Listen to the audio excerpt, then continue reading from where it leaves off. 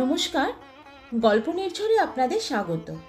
আজ আমরা শুনব বিভূতিভূষণ বন্দ্যোপাধ্যায়ের এক নিঃশব্দ বেদনায় মোড়া গল্প, যাচাই। স্বামীকে হারিয়ে বহু বছর পর এক বিধবা নারী ফিরে আসে সেই পুরনো গ্রামে, সঙ্গে তার পুত্র। চেনা গাছপালা, নদী, উঠোন সব কিছু যেন তাকে ফিরিয়ে নিয়ে যায় স্মৃতির পাতায়, যেখানে তার স্বামীর ছায়া এখনও হেঁটে বেড়ায়। এই গল্প সময়, ভালোবাসা আর স্মৃতির এক নরম বিষণ্ণ দৃষ্টিচিহ্ন। চলুন শুরু করি বিভূতিভূষণ বন্দ্যোপাধ্যায়ের লেখা গল্প, যাচাই। গরুর গাড়ি ঢুকলো চাঁদপুর গ্রামের মধ্যে। ননিবালা ছেলেকে বললে, বাবা চেয়ে দেখো। ঘুমোইনি মা, চেয়ে আছি। এই গায়ে সীমানা, আর ওই গেল দুলেপাড়া। ব্রাহ্মণপাড়া কত দূর? আরও আগে। ননিবালার সারা দেহে মনে এক অপূর্ব অনুভূতির শিহরণ। মনে পড়ল আজ ৩০-৩২ বছর পূর্বে এই গ্রামে নববধূরূপে ঢুকবার সেই দিনটির কথা। তিনি ছিলেন পাশে, আজ যেমন ছেলে সুরেশ তার পাশে রয়েছে, তেমনি মুখ চোখ, তেমনি চোখের দৃষ্টি, বয়সও তাই। চাঁদপুর গ্রামে ঢুকবার কিছু পরে কাক কোকিল ডেকে ভোর হয়ে গেল। সুরেশ গাড়ি থেকে নেমে গায়ের পথের ধুলো মাথায় ঠেকিয়ে নিল। মাকে বললে, তোমরা কতদিন গা থেকে গিয়েছিলে? তোর বয়সে ২১ বছর।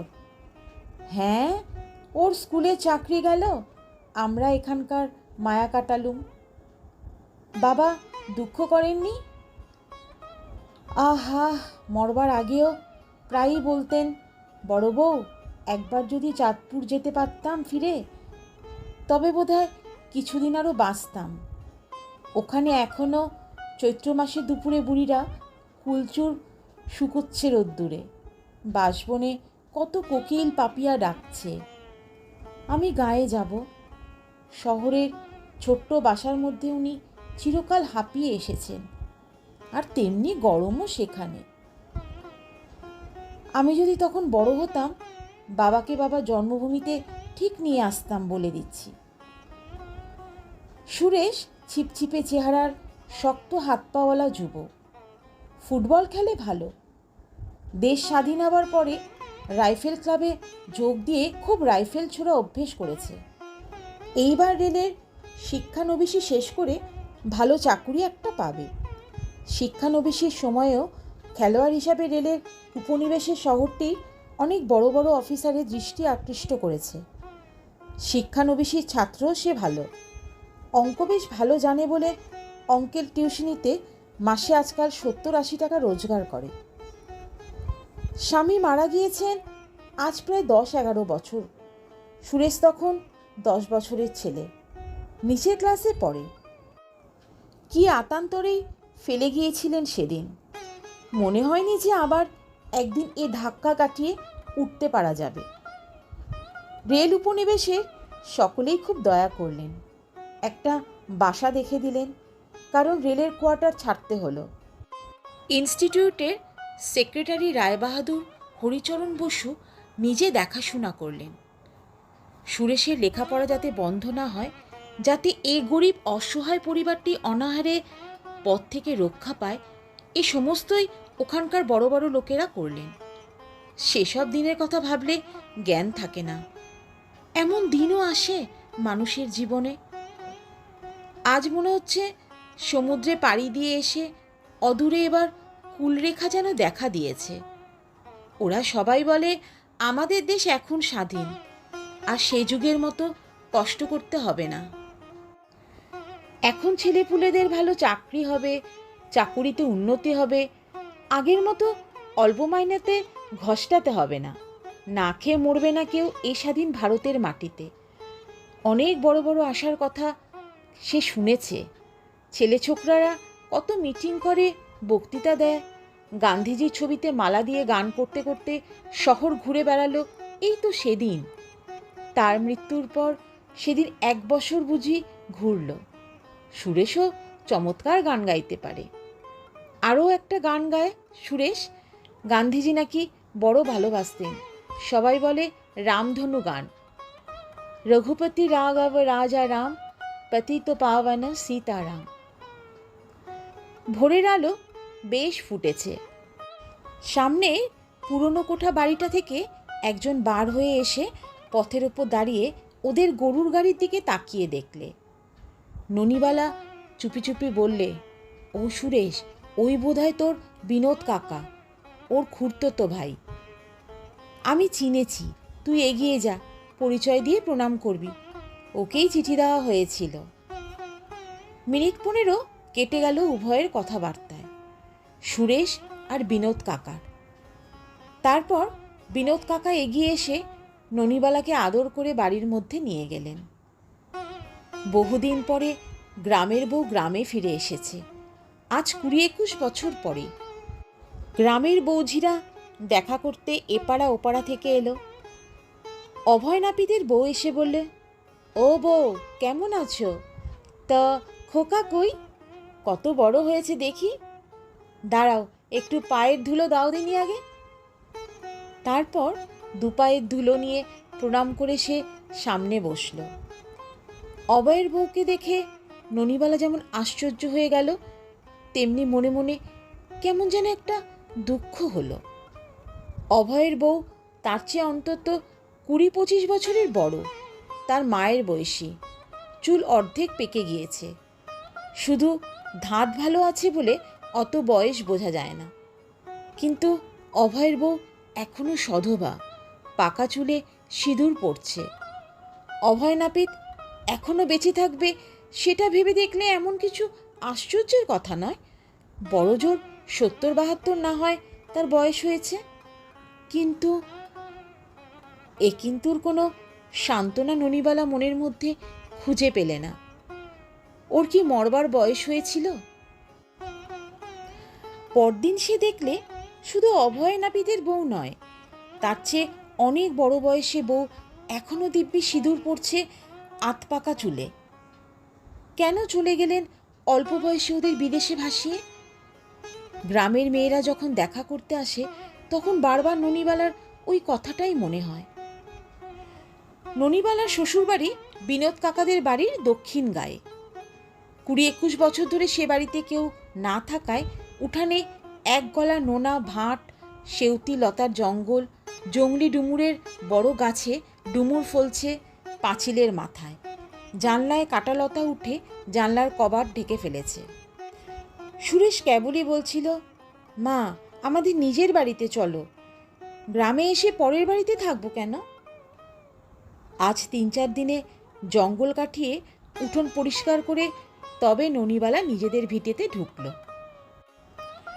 মাত্র 3খানি ঘর, 2 বারান্দা দুদিকে, ভাড়ার রান্নাঘর আলাদা। কতকাল পরে আবার এই ভিটের মাটিতে সে পা দিল। দীর্ঘ 21 বছর, এত তার জীবনে ঘটবার ছিল। সুরেশ বলে, কই মা, আমার তো কিছুই মনে নেই এ বাড়ি থাকবার কথা। ননিবালা বলে, দূর, তোর বয়স যখন 9 মাস তখন এ বাড়ি ছেড়ে আমরা চলে যাই। এখন এখানে কিছুদিন থাকো মা, আমার বড্ড ভালো লাগছে। থাকতেই তো এলাম, এখন মা মঙ্গলচণ্ডী যা করেন। ননিবালা সারাদিন ঘর ঝাড়ে পোছে সাজায়। আজ 21 বছরের ধুলো স্তর পড়েছে ঘরখানার ওপর। কেবলই ওর মনে পড়ছে আজকাল ওদের বিবাহিত জীবনের সেই মধুমাখা দিনগুলি, নববধূর নূতন স্বপ্ন মাখানো অপূর্ব রাত্রি ও দিনগুলির কথা। উনি তখন একেবারে তরুণ, আর সে 14 বছরের কিশোরী। ওই তো সেই কুলঙ্গিটা, ওটাতে উনি একদিন রসগোল্লা এনে লুকিয়ে রেখে মজা করেছিলেন। একটা বিলিতি ওষুধের কাগজের বাক্সের মধ্যে রসগোল্লা ছিল লুকোনো। উনি বলেছিলেন, কি বলো তো ওতে? প্রগম্ভ নববধূ বলেছিল, তোমার জিনিস তুমিই জানো, ও তো একটা বিলিতি ওষুধ, বাজি ফেলবে? অত শত আমি বুঝিনে, কি আছে ওতে? রসগোল্লা, হাতি, গা ছুঁয়ে বলছি, এই দেখো, কটা খাবে বলো? তারপর দুজনে কাড়াকাড়ি করে সেই রসগোল্লা খেয়েছিল। 30 বছর আগের কথা, মনে হচ্ছে কাল ঘটেছে। এখানে বসে বড্ড বেশি করে স্বামীর কথা মনে পড়ছে ননিবালার। সব ঘরে, সব বারান্দায়, প্রতি কোণে ওই রান্নাঘরে খেতে বসবার বড় কাঁঠাল কাঠের পিঁড়িখানায় ওর নববধূ জীবনের স্মৃতি মাখানো। তরুণ স্বামী সেখানে ঘুরছেন এ ঘরে ও ঘরে, ও নিজে সেখানে বীরানম্র কুণ্ঠিতা কিশোরী বধূ, নতুন প্রেমের স্পর্শে দুরু দুরু বুক নিয়ে আলতা পরা পায়ে এ ঘরে ও ঘরে গৃহকাজ করে বেড়াচ্ছে নবীন উৎসাহ নিয়ে। ননিবালার মনে হচ্ছে যেন ও ঘরে গেলেই দেখবে তিনি বসে আছেন তক্তাপোষে, আবার ও ঘরে থাকলে মনে হয় বুঝি এ ঘরে এলেই তার দেখা পাবো। আগেকার দিনের মতো লুকোচুরি খেলা এখনো কি চলছে? একবার উনি নূতন ধানের শীষ নিয়ে এসে ঘরে ঢুকলেন, বললেন, লক্ষ্মী ঝাঁপিতে রেখে দাও, নতুন জমির নতুন ধান, শাক বাজাও, তুমি ঘরের লক্ষ্মী, শাক বাজিয়ে অভ্যর্থনা করা নিয়ম তোমার। ঠিক দুপুরের গমগম রোদে অলস নিমফুলের গন্ধের মধ্যে কতকাল আগের তার কথাই মনে পড়ে। ননিবালা একদৃষ্টে চেয়ে থাকে বাঁশঝাড়ের ঘন ডালের দিকে, কিন্তু মন তখন অতীত দিনের কোনো আবেশাতুর মুহূর্তটিকে স্থির নিবদ্ধ। হয়তো সে সময় ছেলে সুরেশ বলে ওঠে, মা একটু খাবার জল দাও না। ননিবালা চমকে ওঠে ধ্যান ভেঙে, লজ্জা পায় পাছে ছেলে কিছু বুঝে না ফেলে। ছেলেকে জল দিয়ে হয়তো কাঁথা সেলাই করতে বসে গেল, কিংবা নূতন পাড়া তেঁতুলের রাস বাটি পেতে কাটতে আরম্ভ করে দিল। অমনি মনে পড়ে যায় সেই সব দিনের এমন চৈত্রের দুপুরে বাড়ির পেছনের গাছের তেঁতুলের রাস এমনি কাটতে বসেছিল একদিন। উনি পেছন থেকে এসে চুপি চুপি বললেন, তেঁতুল কাটা রাখো, নুন দিয়ে লেবু পাতা দিয়ে তেঁতুল জড়াও দেখি বেশ করে। চুপ, মা টের পাবেন, ফালাও তুমি, তেঁতুল খেলে জ্বর হয়। ইস, উনি যেন আর খাবেন না, একলা আমি খাবো কি না? মা ঘুমোচ্ছে, তুমি তাড়াতাড়ি ওঠো তো লক্ষ্মীটি, জিভে জল আসছে না তেঁতুলের নামে, সত্যি কথা বলো। ননিবালাকে উঠে যেতে হয় কাটা তেঁতুল নিয়ে রান্নাঘরের দিকে। উনি বলেন, দাঁড়াও, আমি লেবু পাতা নিয়ে আসছি, তেঁতুলগুলো একটু ধুয়ে নিও, বড় বালি কিচকিচ করবে নইলে। ননিবালা ধমকের সুরে বলে, হ্যাঁ গো হ্যাঁ, সর্দারি করতে হবে না, তেঁতুল ধুয়ে কেউ জড়ায় না, জিজ্ঞেস করো গিয়ে, পানসে হয়ে যায়। দুজনে কাড়াকাড়ি করে সে একতাল জড়ানো তেঁতুল খেয়ে ফেলে। পরদিনই ওর সর্দি আর গলা ব্যথা। ননিবালা আঙুল তুলে কৌতুকের সুরে বলে, কেমন বলেছিলাম না, কথা শোনা হলো? আমার কথা শোনা হবে কেন, আমি কি আর কেউ? মাকে যেন কোনো কথা বলো না। ঠিক বলে দেবো, চালাকি বার করে দেবো, দেখো। আর একটু তেঁতুল চলবে, নিয়ে আসবো নুন লেবু পাতা দিয়ে। ননিবালার দু চোখ বেয়ে জল গড়িয়ে পড়ে, তাড়াতাড়ি মুছে ফেলে আঁচল দিয়ে। ছেলে পাছে টের পায়। আজ যদি তিনি থাকতেন, মরার বয়স হয়নি তো, অনায়াসেই থাকতে পারতেন। আজ কি সুখের দিন, তা হলো খোকা এত বড় হয়েছে, যে দেখে সেই ভালো বলে, দুদিন পরে মা মঙ্গলচণ্ডী কৃপায় রেলে ভালো চাকরি করবে। উনি পায়ের ওপর পা দিয়ে বসে খান না কেন? আমরা তাকে কাজ করতে দিতাম না, আরাম করে খান না ছেলের রোজগার। এই দুপুরে বসে কত গল্প করতাম দুজনে, ছেলের বউ সেবা করত, তেঁতুল জড়িয়ে নিয়ে আসতো। পৃথিবীর পথে সে যেন একা, সঙ্গী চলে গিয়েছে তাকে ফেলে। দীর্ঘ পথ সামনে দূর থেকে বিস্তৃত, কে জানে কতদিন চলতে হবে এই টানা পথ বেয়ে। না না, তার খোকা, তার সুরেশ আছে, বেঁচে থাকছে, তার ঘরকন্যা গুছিয়ে দিতে হবে না? আজ বাদে কাল সুরেশের বিয়ে দিতে হবে। ছেলে মানুষরা সংসারের কি জানে, তাকে গুছিয়ে দিতে হবে সব। সুরেশ এসে বললে, মা একটু তেঁতুল জড়াও না, নুন দিয়ে লেবু পাতা দিয়ে। ননিবালা চমকে উঠে ছেলের তরুণ মুখের দিকে চেয়ে থাকে অবাক হয়ে। অন্যদিকে মুখ ফিরিয়ে সে চোখের জল রোধ করলে। ছেলে কি করে জানলে তার বাবা অবিকল এমনি সুরে এমনি টান দিয়ে কথা বলতো? গ্রামে ফিরে আসা পর্যন্ত ওর প্রতি পদক্ষেপ যেন শুনতে পায়। কি জানি, কিছুই যেন ভালো লাগে না। সব যেন ফাঁকা, অর্থহীন হয়ে গিয়েছে। কোনো কাজে তার উৎসাহ নেই।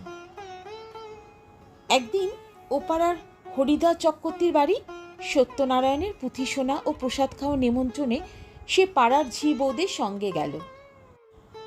সেকেলে কোঠা বাড়ি, দালানে পুজোর জায়গা হয়েছে, মাদুর পেতে দেওয়া হয়েছে নিমন্ত্রিতা মেয়েদের জন্যে। পুরুষেরা বসেছে বাইরের রোয়াকে। পূর্ণিমার রাত্রে উঠোনের বড় নারকেল গাছগুলো ছায়া পড়েছে রোয়াকে। সদ্য তোলা জুঁইফুলের সুগন্ধে ভুরভুর করছে পুজোর বারান্দা। ছবিদার চক্রবর্তীর বউ বললেন, এসো এসো ভাই, কতদিন গায়ে আসনি। সেই একবার এসেছিলে অনন্ত চতুর্দশীর ব্রত উদযাপনের সময়, মনে পড়ে? ননিবালা বললে, খুব মনে পড়ে। তখন তোমার নতুন 2-1 বছর বিয়ে হয়েছে। 2 বছর হবে। চেহারা আগের চেয়েও খারাপ হয়ে গিয়েছে। আর চেহারা দিদি, কি দরকার আমাদের চেহারার বলুন? সে পার তো চুকে গিয়েছে। আহা, সে আর বলো না ভাই, ঠাকুরপো তো ছেলে মানুষ, আমাদের ওদের চেয়ে কত ছোট। তার কি এখন যাবার বয়স হয়েছিল? সবই অদিষ্ট, কি বলবো বলো। ননিবালার দুচোখ ততক্ষণে জলে ভরে গিয়েছে। অন্যদিকে মুখ ফিরিয়ে রইল, নয়তো জল গড়িয়ে পড়বে গালবে। সে একটা লজ্জার কথা এদের সামনে। তার মনে যে কি অভাব, সে কথা এরা কেউ বুঝবে না। সে মধুর অনুভূতির স্মৃতি। এদের জীবনে পুঁজি নেই। স্থূল জীবনযাত্রা চালিয়ে যায়, রান্না বাড়া করে, খাইয়ে ঘরকন্না গৃহস্থলী করে। তার মনের রসে অনুভূতির ধারণাই নেই এদের। চোখের জল দেখে ভাববে ঢং করে কাঁদছে লোক দেখানোর জন্য। পাশের বাড়ির কানাই গাঙ্গুলির পুত্রবধূ এসে বসল ওর পাশে। ওর সঙ্গে আলাপ করে ফেললে। অল্পদিন বিয়ে হয়েছে, একটিমাত্র মেয়ে, 9 মাস বয়স। বাপের বাড়ি শান্তিপুরের কাছে হবিবপুর। বেশ শহুরে টান কথাবার্তায়। ওকে বললে, কাকিমা, আমি আপনার সঙ্গে দেখা করতে যাব ভাবছি আজ কদিনই। আমার কথা কে বললে তোমায়? সবাই বলে, আমার পিসশাশুড়ি বলছিলেন বড় ভালো বউ ছিল এ গায়ে, গিয়ে দেখা করে এসো বৌমা। আপনার নাম কি কাকিমা? ননিবালা। আর তোমার? প্রীতিলতা। বেশ নামটি। আর খুকির নাম কি? এখনো কিছু রাখিনি, ডাকনাম টুলু। আপনার কাছে যাব এখন, আপনি একটা নাম ঠিক করে দেবেন। দেব না কেন বৌমা, কালই যেও। গান করো নাকি? গাই, সে তেমন কিছু না, আপনার মুখে শুনবো। এইমাত্র ওরা বলছিল আপনি ভালো গান জানেন। আমার তো গানের পাঠ চুকে গিয়েছে মা। না, যখন তখন চোখে জল এসে বড় অপ্রতিভ করে দেয় এইসব ছেলে মানুষ ঝি বইয়ের সামনে। তার কি এখন চোখ পানসে করে কাঁদবার বয়স? সে না গিন্নি বান্নি, ছেলের মা। প্রীতিলতা মেয়েটি বেশ দেখতে, আর কতই বা বয়স হবে, 18-র বেশি নয়। ননিবালা সামনে নিয়ে বলল, যেও মা, তোমাদেরই মুখের দিকে চেয়ে তো আবার এ গায়ে মাটিতে পা দিলাম, যাবে বই কি। সব বেশ ভালোভাবেই চলছিল। এমন সময় একটি সমবয়সী মেয়ের সঙ্গে দেখা হলো। তার নাম কনক। এ পাড়ায় কোনো এক বাড়ির মেয়ে, বোধহয় উপেন ভট্টাচার্যের মেয়ে। কনক ছুটে এসে ওর হাত দুখানা চেপে ধরে বলল, মনে পড়ে বৌদি, মনে পড়ে? একে খুবই মনে পড়ে। স্বামীর ঘরে প্রথম প্রথম যাবার সময় এই মেয়েটি আর রায়চৌধুরী পাড়ার সুবাসিনী, এই দুজনে কি অসাধারণ ধৈর্য ও অধ্যবসায়ের সঙ্গেই তাদের রুদ্ধ দুয়ারের বাইরে আড়ি পেতে বসে থাকত রাত দুপুর পর্যন্ত। একদিন, না, সেসব কথা এখন মনেই চাপা থাক। জুঁইফুলের গন্ধে ভরা দীর্ঘ বিলসিত তাদের পুরনো বাতাস কোন দিগন্তে বিলীন হয়ে গিয়েছে। কিন্তু এসব পাড়াগাঁয়ের মেয়েদের কাণ্ডজ্ঞান বোধহয় একটু কম, নইলে সে যেটা প্রাণপণে চাপা দিতে চাইছে ওরা সেটা খুঁটিয়ে তুলতে চাইবে কেন? একটা সাধারণ বুদ্ধিও তো আছে। কনক সামনে এলেই মনে পড়ে সেই সব মাধবী রাত্রির টাটকা জুই চাপার গন্ধ। কেন এরা সামনে আসে? ননিবালা মুখে অতি কষ্টে হাসি টেনে বলে, হ্যাঁ ভাই, কনক ঠাকুরজি ভালো? ভালো। তুমি? দেখতেই তো পাচ্ছ। তা তো দেখছি। আহা, মনে পড়লে বুক ফেটে যায় সেদিনের কথা। সেই রাত্রে দাদা আমার মুখে খড়িগোলা মাখিয়ে দিলে আড়ি পাতবার জন্যে, মনে পড়ে? না, এদের যেন আর কোনো কথা নেই আজকার দিনে। ননিবালা চুপ করে রইল দেখে কনক বোধহয় কিছু অপ্রতিভ হলো, সেও চুপ করে গেল। খুব লোকজনের ভিড়। দালানের মধ্যে মেয়েদের প্রসাদ খাবার পাতা সাজিয়ে দেওয়া হলো। ননিবালা এবং অন্যান্য মেয়েরা সেখানেই বসল। সত্যনারায়ণের পুঁথি পড়া আরম্ভ হলো। খানিক পরে সেখানে একজন বৃদ্ধ লাঠি হাতে এসে দাঁড়ালো। বৃদ্ধের বাঁ হাতে একটা বাটি। বৃদ্ধ এসে বলল, পুজো হয়নি? হরিদাস চক্রবর্তীর ছেলে বলল, না, আসুন জ্যাঠামশাই, বসুন।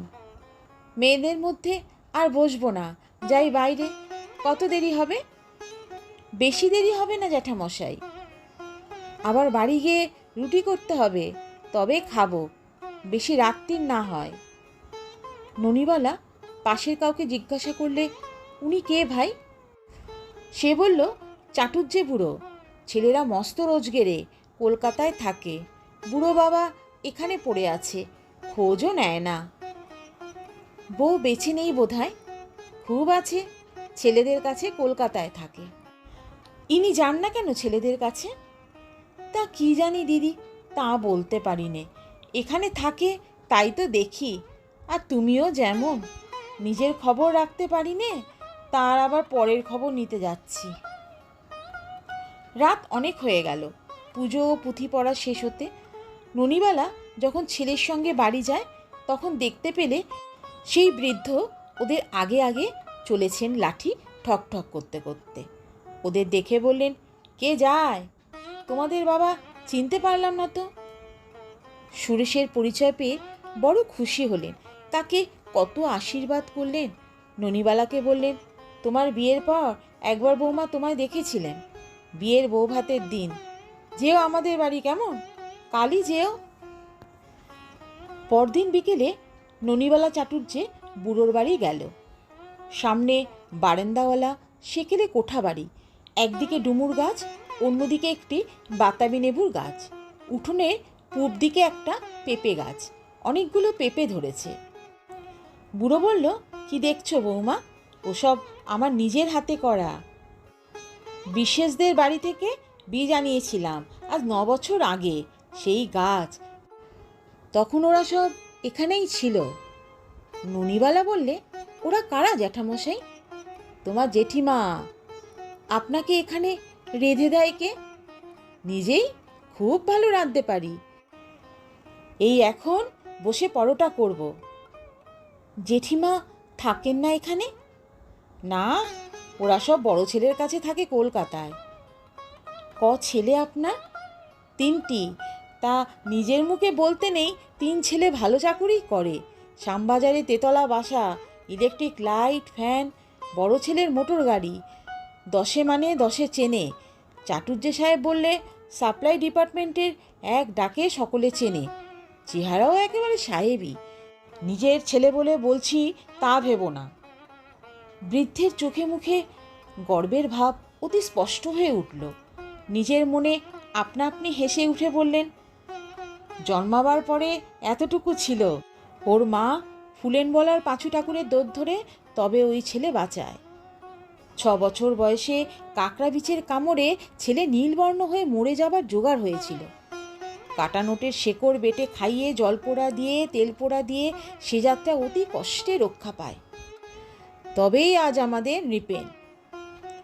তা এসো, বসো বৌমা, এই পরোটা কখনো ভাজি আর তোমার সঙ্গে গল্প করি। একটা ক্ষুদ্র ভাঁড় চেঁচে মুচে ঘি বেরোলো 8-6 খানে। বৃদ্ধ ভাঁড় দেখিয়ে বললে, ডালদা, ভালো ডালদা। আর তাছাড়া পাচ্ছি কোথায়? শ্রীঘি 8 টাকা সের। কেন, আপনার ছেলে টাকা পাঠায় না? বৃদ্ধ তাড়াতাড়ি বলে উঠলেন, নৃপেন, তার অনেক খরচ, রোজগারও যেমনি খরচও তেমনি। আমি আর তাকে বিরক্ত করিনি। আমার বিঘে তিনেক ধানের জমি আছে, আর ধরো লাউ করি, কুমড়ো করি, ঢেঁড়স ডাঁটা সব তৈরি করি নিজের হাতে, বেশ চলে যাচ্ছে। নৃপেন পুজোর সময় একখানা ভালো থান কাপড় পাঠিয়ে দিয়েছে, ফাইন থান। তা বৌমা, সে আমি তুলে রেখে দিয়েছি। বারবার দেখি, বলি বড় খোকা আমায় দিয়েছে। ছোট ছেলের বাসা আগে ছিল কলকাতায়, এখন মণিপুরে। সে একজোড়া চটি জুতো পাঠিয়ে দিয়েছিল পুজোর সময়। ননিবালা ইতিমধ্যে পরোটা কখানা বেলে দিয়ে বললে, আপনি ভেজে নেবেন না আমি দেব? না মা, আমিই নিচ্ছি। কেন কষ্ট করবেন, সরুন, আমি করে দিচ্ছি। ননিবালা খাবার তৈরি করে জাল দিয়ে সিঁড়ি পেতে বৃদ্ধকে যত্ন করে খেতে বসিয়ে দিলে। চাটুর্যে বুড়োর মুখের ভাব দেখে মনে হলো অনেক দিন তাকে এমন যত্ন করে কেউ খাবার খাওয়ায়নি। বুড়ো বললে, কি সুন্দর পরোটা হয়েছে, মেয়ে মানুষ না হলে কি খেয়ে তৃপ্তি? মেয়েদের হাতের রান্নাই আলাদা। বেঁচে থাকো বৌমা, বেঁচে থাকো। মুখ বদলালাম অনেক দিন পরে। তা আপনার ছেলেদের বউ এখানে থাকেন না কেন? না না পাগল, তাদের কি এই অজপাড়াগায় থাকতে বলতে পারি? তুমি জানো না, এসব অশিক্ষিত স্থানে তাদের আসতে বলতে পারি না। তাদের মন টেকে এখানে। গরিব ছিলাম নিজে বটে, কিন্তু ছেলেদের মানুষ করে দিয়েছি কষ্ট দুঃখ করে, বিয়েও দিয়েছি তেমনি ঘরে। বড় বৌমার বাবা মতিহারিতে সিভিল সার্জন, মেজ বৌমার বাবা নেই, মামারা খিদিরপুরে বড় কন্ট্রাক্টর। রায়চৌধুরী কোম্পানির নাম শুনেছ? সেই রায়চৌধুরী কোম্পানি। ছোট বৌমার বাবা এখন বাঁকুড়োর সদর এসডিও। বড় বৌমা ম্যাট্রিক পাস, ছোট বৌমা বিয়ে পর্যন্ত পড়েছিলেন, পরীক্ষা দেননি। ইংরেজি বলেন কি, আড়াল থেকে শুনেছি যেন মেম সাহেব। বৌমা, এসব নিজের চোখে না দেখলে। তারা কখনো এখানে আসেননি? বড় বৌমা এসেছিলেন একবার পুজোর সময়, যেবার আমার বড় নাতির ভাত হয়। প্রথম ছেলের ভাত এখান থেকে হয়েছিল কি না, সে আজ 20 বছর আগের কথা। সে নাতি এবার ডাক্তারি পড়ছে মেডিকেল কলেজে। ওর পরে 2 মেয়ে, তারা স্কুলে পড়ে। এইবার ম্যাট্রিক দিয়েছে একটি। ছোট বৌমাকে নিয়ে আমার ছোট খোকা এসেছিল সেবার মোটর করে। ঘন্টা 4-5 ছিল সবাই। আমি অনেক দিন দেখিনি কি না, তাই চিঠি লিখেছিলাম। চিঠি পেয়ে বউ নিয়ে দেখা করতে এসেছিল। ছোট বৌমা এসে শুধু ডাব আর চা খেয়েছিলেন। পাড়াগায় জল খেলেই ম্যালেরিয়া হবে। তাদের অবস্থা ভালো, শিক্ষিত, সব বোঝে তো। রাত কাটালো না এখানে। কোথায় বা শুতে দিতাম, না বিছানা না মশারি। নিজে শুই একটা ছেঁড়া মশারি টানিয়ে, সারা রাত মশা কামড়ায়। নিজে ভালো দেখতে পাইনে চোখে যে সেলাই করব। আমি কাল আপনার মশারি সেলাই করে দিয়ে যাব জ্যাঠামশাই। তা বেশ, তা বেশ, এসো বৌমা। একটু গুড় সঙ্গে করে নিয়ে আসতে পারো? খাবার ইচ্ছে হয়, এবার কিনতে পারিনি, বড্ড দাম। পরোটা দিয়ে খেজুর গুড় লাগে বড় ভালো। খাওয়া শেষ করে চাটুর্যে বুড়ো তামাক সাজতে বসল। ননিবালা চলে এলো। তার মনে সম্পূর্ণ অন্যরকম ভাব। সুরেশকে সে খেতে দিলে। সুরেশ বললে, বেশ জ্যোৎস্না উঠেছে মা, এখানে বসো। ননিবালা বললে, তাকে তোর মনে পড়ে? খুব। আমায় নামতা পড়াতেন রোজ সকালে উঠে। বাবা যদি আজ থাকতেন। সুরেশের গলার স্বর ভাঙা, আবেগে আড়ষ্ট। ননিবালা ভাবলে, এই ভালো, এই ভালো। খোকা আজ তোমার নাম করছে, তুমি নেই বলে। ওর চোখের জলে তোমার স্মৃতি সার্থক হোক। বেঁচে থাকো মনে, মানে খোকার মনে। মন শুকিয়ে যায়, তুমি বেঁচে থাকলে হয়তো চাটুর্যে জ্যাঠামশাইয়ের মতো তোমাকেও অবহেলা পেতে হতো। ভালোই হয়েছে তুমি মানে মানে চলে গিয়েছ। আপনারা শুনলেন বিভূতিভূষণ বন্দ্যোপাধ্যায়ের লেখা গল্প যাচাই। গল্প নির্ঝরের সঙ্গে থাকার জন্য আপনাদের অনেক ধন্যবাদ। আবার ফিরে আসবো এক নতুন গল্প নিয়ে। সবাই ভালো থাকুন, সুস্থ থাকুন।